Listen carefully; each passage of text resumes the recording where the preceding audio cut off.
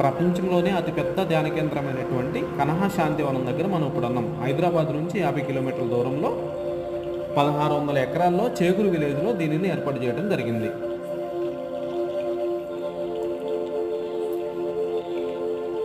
Gate దగ్గర నుంచి meditation hall వరకు మనం ఇప్పుడు ప్రయాణం చేస్తున్నాం.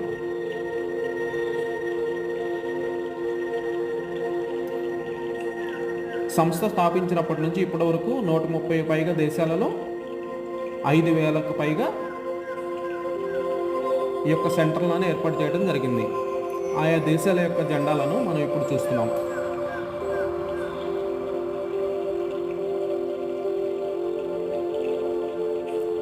ఈ యొక్క ధ్యాన కేంద్రాన్ని 30 ఎకరాల్లో ఏర్పాటు చేయడం జరిగింది.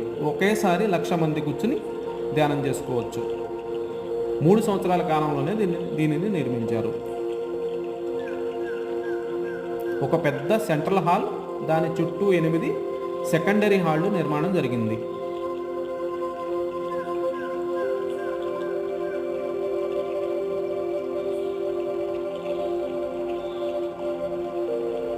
శ్రీ రామచంద్ర మిషన్ను 1940లో ఉత్తరప్రదేశ్లో అప్పటి గురూజీ బాపూజీ మహారాజు స్థాపించారు.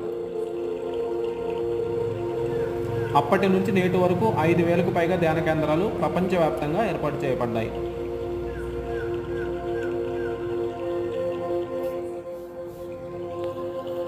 చూస్తున్నారు కదా, ప్రపంచంలోనే అతిపెద్ద మెడిటేషన్ హాల్ మనం ఇప్పుడు చూస్తున్నాం.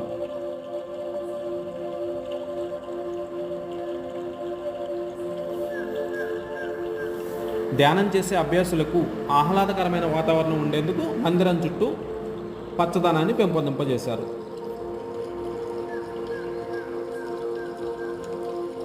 డెబ్బై 75 సంవత్సరాలు పూర్తి కావడంతో ఇక్కడికి వచ్చే అభ్యాసులకు విడతలుగా వసంతోత్సవాలు ఏర్పాటు చేశారు.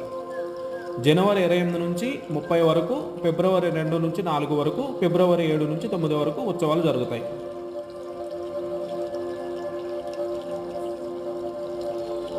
లక్షకు పైగా అభ్యాసులు వస్తున్నట్టు అంచనా. హైదరాబాద్ నుంచి అన్ని డిపోల నుంచి ఇక్కడికి బస్సులు నడుపుతారు.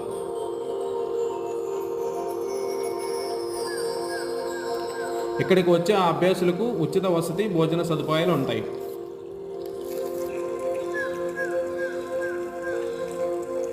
విశాలమైనటువంటి వంటశాలలు ఏర్పాటు చేయబడ్డాయి. ఇక్కడికి వచ్చే అభ్యాసులకు 3 నుంచి 15 రోజుల వరకు ఉచిత ధ్యాన శిక్షణ తరగతులు ఉంటాయి.